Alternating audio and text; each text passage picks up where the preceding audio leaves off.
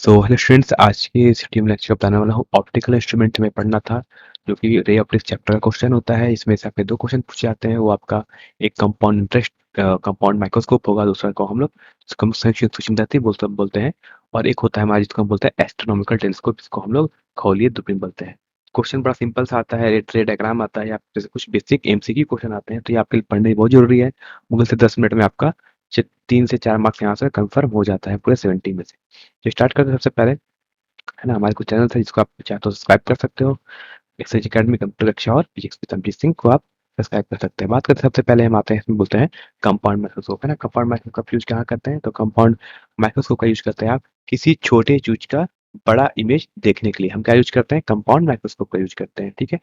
बस समझिए, ये आपका हो जाएगा पूरा रे डायग्राम है जो आपको बनाकर आ रहे हैं, ठीक है। क्या क्या होगा कि यहाँ पर हमारा ए बी होगा, एक हमारा ऑब्जेक्ट होगा, है ना। ये डायग्राम याद रखना, जो कि आपको बता दो पहले कि ये क्वेश्चन आपके 2022 जैक बोर्ड में आ चुका है। अब तो इस साल आने के चांसेस कम है, लेकिन एक बार पढ़ लो, है ना। एग्जाम में अगर ये 3 मार्क्स क्वेश्चन में नहीं आएगा, लेकिन 1 मार्क्स का क्वेश्चन तो यहाँ से श्योर शॉर्ट आएगा। और वो क्या आएगा? हो गया कुछ आता है। सबसे पहले बात करते हैं होता क्या है यहाँ पर। तो सबसे पहले आप देख सकते हो कि यहाँ पर एक ए बी नाम का एक आपका ऑब्जेक्ट होगा, इसकी हाइट बहुत छोटी सी है, एच है ना। कह रहा है इसका एक इमेज पहले बनेगा, कौन सा? ऑब्जेक्टिव लेंस के लिए। तो ऑब्जेक्टिव लेंस क्या होता है? ऑब्जेक्टिव लेंस वो लेंस होता है जिसके सामने हम जिस वस्तु को रखते हैं ना, जिसका मुझे बड़ा इमेज चाहिए, इसको रखते हैं। अब इस ए बी का इमेज क्या बनेगा? ये हमारा कैसा लेंस है? कॉन्वेक्स लेंस है ना। इसको हम उत्तल लेंस बोलते हैं, ऑब्जेक्ट लेंस उत्तल लेंस है। इसका इमेज क्या बनता है? ये बन जाता है ए डैश बी डैश। क्या बन जाएगा इसका? एक उल्टा इमेज बनेगा, ठीक है। उल्टा इमेज बनेगा और बड़ा साइज का इमेज बनेगा, ठीक। अभी भी ये जो ए डैश बी डैश बन रहा है, जो साइज का इमेज, ये अभी भी छोटा है, बहुत छोटा है, इसको अभी भी हम देख नहीं सकते। तो क्या करते हैं, इस इमेज का भी, ये जो ए डैश बी डैश इमेज बन रहा, इसका भी एक हम इनलार्ज इमेज बनाते हैं। कैसे? एक और लेंस यूज करेंगे जिसको हम आई पीस बोलते हैं, वहां देखते हैं। तो क्या करता है कि हम किसका इमेज देख रहे हैं? हम एक पहला ऑब्जेक्ट ए बी, जिसका इमेज बिना ए डैश बी डैश, इस ए डैश बी डैश का हम इमेज दिखते हैं, जो कि हमें फाइनली यहाँ पर दिखाई देता है A double dash B double dash. बात समझ आ गया? A double dash B double dash. तो ये तो आपका रे डायग्राम हो गया। फाइनल इमेज यहाँ बनता है ए डैश बी डैश पर, आपका फाइनल बनेगा इमेज बनेगा, इलाज इमेज बनेगा ना। रे डायग्राम याद रहेगा अच्छे तरीके से। बाकी आप इसको लेवलिंग कर लोगे, इसको ऑब्जेक्ट लेंस बोलते हैं, इसको हम लोग आई पीस बोलते हैं ना। अब क्या रहेगा इसमें पॉइंट याद रखना कि यहाँ पर दो दो बार इमेज बन रहा है ना। आपको बताओ दो दो बार इमेज कहाँ का बन रहा है? तो पहला इमेज बन रहा है आपका ए डैश बी डैश, ये आपका फर्स्ट इमेज है ना। याद रखना ये कौन सा आपका है? ये आपका फर्स्ट इमेज, इसको हम लोग इंटरमीडिएट इमेज बोलते हैं ना। क्योंकि बीच का इमेज बन रहा है, इसको बोलते हैं इंटरमीडिएट इमेज बोलते हैं। एक इसको मध्य इमेज बोलते हैं, ठीक। इसको बोलते हैं इंटरमीडिएट इमेज, ठीक। और ये जो होता है इसको लोग बोलते हैं फाइनल इमेज। इसे क्या बोलते हैं हम लोग? इसे बोलते हैं हम लोग फाइनल इमेज, जो हमें फाइनल इमेज बन के दिखाई दे रहा है। बात समझ आ गया, ठीक। तो अब क्या था, तो दो तीन पे याद रखना है इसमें क्या चीज बात की। सबसे पहली बात कि जो हमारा इंटर, है ना। अब देखो एमसीक्यू में क्या पूछेगा आपसे, वो ध्यान देना। सबसे पहली बात, एमसीक्यू में यहाँ से क्वेश्चन बन जाता है आपका पूरा का पूरा एमसीक्यू क्वेश्चन, है ना। एमसीक्यू क्वेश्चन यहाँ से बनेगा। बताऊंगा कौन कौन, 3 क्वेश्चन 4 क्वेश्चन यहाँ से एमसीक्यू बन जाते हैं। तो पहला क्वेश्चन कहता है कि इंटरमीडिएट इमेज, यानी जो बीच का इमेज बनता है वो कैसा होता है ना। तो ये पूछा जाता है एग्जाम में कि image found by compound microscope, ना, यानी image form intermediate image found by compound microscope, वह कैसा होता है? क्या देखना, ये रियल होता है, बीच वाला इमेज बनता है ना एडस बीडस, वो उल्टा होता है, इन्वर्टेड होता है, और साथ में ये मैग्नीफाइड होता है, मतलब ये ऑब्जेक्ट से के साइज का बड़ा होता है। कौन सा? ये हमारा जो बीच में बन गया इंटरमीडिएट इमेज एडस बीडस, ठीक। बात करते हैं, एक होता है हमारा फाइनल इमेज की बात करते हैं। तो फाइनल इमेज होगा हमारा जो कि A dash double dash A double dash B double dash होगा, यानी ये हमारा हो जाएगा फाइनल इमेज, है ना। A double dash B double dash, ये जो हमारा फाइनल इमेज बन रहा है।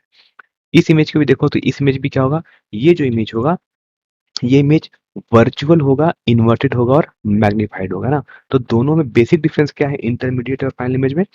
कि जो हमारा इंटरमीडिएट इमेज होता है वो वास्तविक होता है, रियल होता है, जबकि हमारा जो फाइनल इमेज बनता है वो एक वर्चुअल होता है, आभासी होता है ना। ये दोनों बेसिक डिफरेंस सही है। बाकी इन्वर्टेड उल्टा ये भी है, इन्वर्टेड उल्टा ये भी है। जो इंटरमीडिएट इमेज बन रहा है वो भी मैग्नीफाइड है, और जो हमारा फाइनल इमेज बन रहा है वो भी मैग्नीफाइड है, दोनों मैग्नीफाइड है। तो ये पॉइंट है जो आपको यहाँ से 1 मार्क्स का क्वेश्चन यहाँ से पूछा जाएगा, और आपसे एग्जाम में कंपाउंड माइक्रोस्कोप से पूछा जाता है, तो ये पूछा जाता है। दूसरा क्या पूछा जाएगा वो बताते हैं आपको। तो जो दूसरा क्वेश्चन पूछा जाएगा वो ध्यान देना। यहाँ पर मैंने दो इमेज लेंस बनाए, एक ऑब्जेक्टिव लेंस, एक को बोलते हैं आई पीस, है। अब देख के बता कौन सा लेंस छोटा लग रहा है।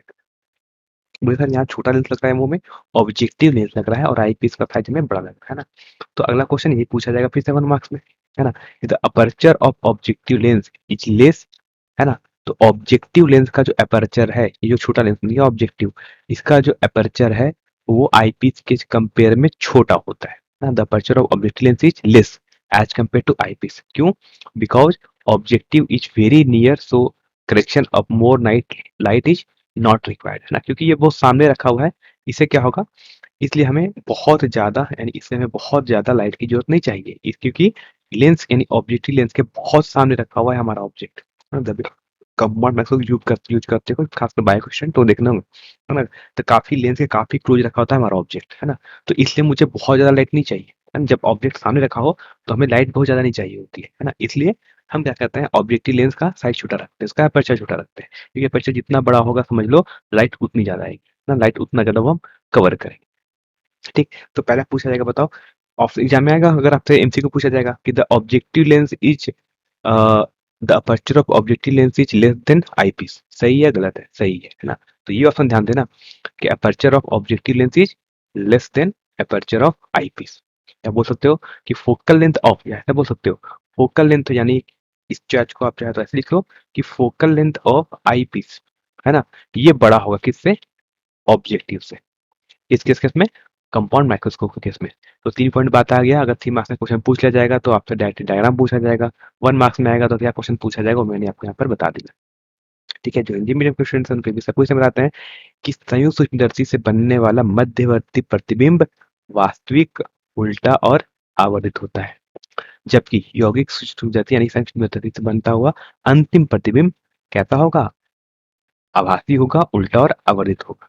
ठीक है, कौन कौन सा बन गया आपको पता चल जाएगा कि यहाँ पर आपका कौन कौन सा आपका अ, अंतिम प्रतिबिंब और कौन मध्यवर्ती प्रतिबिंब है। तो ये हो जाता है आपका मध्यवर्ती, जिसको हम लोग बोलते थे अभी क्या को बोलते हैं इंटरमीडिएट। ये आपका मध्यवर्ती प्रतिबिंब होता है और ये क्या होता है, ये आपका इसको बोलते हैं ये अंतिम प्रतिबिंब होता है। तो दोनों के केस में आपको याद रखना है कि कौन कौन सा केस यहाँ पर आपसे एग्जाम में पूछा जा सकता है ना। ये 3 केसेस हैं, तो तीनों एकदम याद रखना, ऑब्जेक्टिव में पूछ लेता हूँ कभी कभी। दूसरी बात मैंने आपको बताया इंपॉर्टेंट क्या है कि अभिदृश्यक की तुलना में, है ना, वास्तविक लेंस का छिद्र कम होता है। अभिदृश्यक मतलब बोलते हैं आईपीस, है ना। आईपीस की तुलना में ऑब्जेक्टिव लेंस का जो छिद्र होता है वो कम होता है। मतलब कौन कम होता है हमारा, ऑब्जेक्टिव कम होता है, यानी इसको हम लोग बोलते हैं अभिदृश्यक, इसको बोलते हैं ये होता है हमारा अभिदृश्यक, है ना। इसे हम बोलते हैं अभिदृश्यक, मतलब जिससे हम दृश्य कर रहे हैं, देख रहे हैं। ठीक है, और ये लेंस होता है इसको हम लोग बोलते हैं वस्तुनिष्ठ प्रिज्म बोलते हैं, और या कुछ और भी बोलते होंगे, है ना। हिंदी मीडियम स्टूडेंट है तो देख लेना, तो कुछ और बोलते होंगे तो। ठीक है, तो याद रखना कि अभिदृश्यक की तुलना में वस्तुनिष्ठ लेंस का छिद्र काफी कम होता है, क्योंकि वस्तु बहुत निकट होती है, इसलिए अधिक प्रकाश संग्रह की आवश्यकता नहीं होती। यानी हम बोल सकते हैं कि जो आईपीस होगा यानी जो हमारा अभिदृश्यक होगा, इसका फोकल लेंथ होगा वो ऑब्जेक्टिव के केस में ज्यादा होगा। तो एक क्वेश्चन आपका 1 मार्क्स यहाँ से भी बन जाता है, कंफर्म हो जाता है। और 1 मार्क्स तो मैंने कहा था कि इन दोनों में से कोई एक क्वेश्चन पूछा जाएगा ना, 1 मार्क्स में, और आएगा भी तो एमसीक्यू पूछा जाएगा। बाकी फॉर्मूला वगैरह कुछ याद करने की जरूरत नहीं है। ठीक है, बात करते हैं अगला, इसको हम बोलते हैं एस्ट्रोनॉमिकल टेलीस्कोप।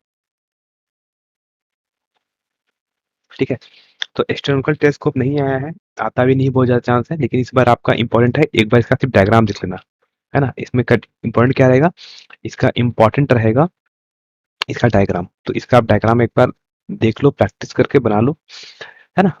इसी ध्यान देना यहाँ पर। ठीक, तो यहाँ भी वही चीज होता है, इसको लोग बोलते हैं ऑब्जेक्टिव बोलेंगे, सेकंड वाले को लोग बोलते हैं जहां से हम देखते हैं उसे क्या बोलते हैं, उससे हम लोग आईपीस बोलते हैं, इसको यानी हम अभिदृश्यक बोलते हैं, या इसको लोग आईपीस बोलते हैं। ठीक है, अब इसमें क्या इंपॉर्टेंट है, तो सिर्फ डे डायग्राम, दूसरा और क्या इंपॉर्टेंट है, जिससे आपने निम्न में पूछा था ना। तो कहता है कि इमेज 2 टाइप से बनता है, एक बार इमेज बनता है है ना। पहला बनता है कि least distance of distinct region, यानी कम न्यूनतम दूरी पर इमेज बने, वो एक अलग होता है। और दूसरा हमारा इमेज क्या बनता है, दूसरा इमेज हमारा बनता है इन्फिनिटी पे, है ना। तो याद रखना, एक बनेगा least distance of distinct region पे और दूसरा बनेगा हमारा इन्फिनिटी पे, अनंत पे। तो इंपॉर्टेंट इसमें कौन सा केस है तो बता दो कि इंपॉर्टेंट आपका सेकंड केस है। सेकंड केस से इंपॉर्टेंट क्यों है, क्योंकि इससे आपके न्यूमेरिकल भी बहुत पूछे जाते हैं एमसीक्यू में, है ना।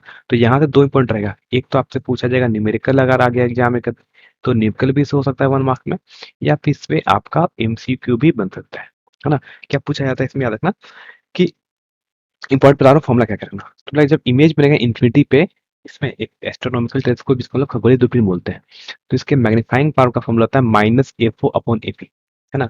मैग्नीफाइंग पावर का फॉर्मूला क्या होगा, minus AP upon FO upon AP. ठीक, अगर आपको सिर्फ बात करेंगे इसका सिर्फ मैग्नीट्यूड का, तो मैग्नीफाइंग पावर को हम डायरेक्टली चाहे तो एफओ बाई एफी लिख सकते हैं। हाँ, क्या लिख सकते हैं, एफओ बाई एफई लिख सकते हैं, माइनस साइन को हटा सकते हो। ठीक, और दूसरा पॉइंट क्या रखना है इसमें फॉर्मूला याद, कि जो लेंस का जो लंबाई होती है, यानी जो हमारा जो दूरबीन की लंबाई होगी, टेलीस्कोप की लंबाई होगी, इस टेलीस्कोप की लंबाई का फॉर्मूला होता है F O by F O plus F E, है ना। एफ ओ एफ ई क्या आपको पता होगा, एफ ओ को बोलते हैं focal length of objective lens and F E को बोलते हैं focal length of eyepiece, है ना। ये दोनों फॉर्मूला बहुत इंपॉर्टेंट है ना, समझ लेना अच्छे से, इंपॉर्टेंट बहुत ज्यादा है, डायरेक्टली एग्जाम में आपसे क्वेश्चन पूछा जाता है। ठीक है, तो ये 2 फ़ॉर्मूला आपको याद रहेगा अच्छे तरीके से, यही पॉइंट है, बाकी इसका एक डायग्राम देख लेना, इम्पोर्टेंट है, बाकी और कोई इसमें इम्पोर्टेंट कुछ नहीं है। ठीक है, हिंदी मीडियम के स्टूडेंट्स फिर से भी बताता हूँ, जो हिंदी मीडियम के स्टूडेंट्स हैं उनको ये बता दूँ कि सबसे इम्पोर्टेंट ये है, और इम्पोर्टेंट इसमें क्या बता दूँ कि मैग्नीफाइंग पावर का फॉर्मूला होता है, यानी इसके आवर्धन क्षमता का फॉर्मूला होता है माइनस एफ ओपन एपी, और नालिका की लंबाई यानी जो हमारा दूरबीन होगा उसकी लंबाई का फॉर्मूला क्या होता है, एफ ओ प्लस एपी, यानी focal length of eyepiece और फोकल लेंथ ऑफ ऑब्जेक्टिव, दोनों को ऐड कर दो तो क्या आ जाएगा, लेंस की लंबाई आ जाएगी।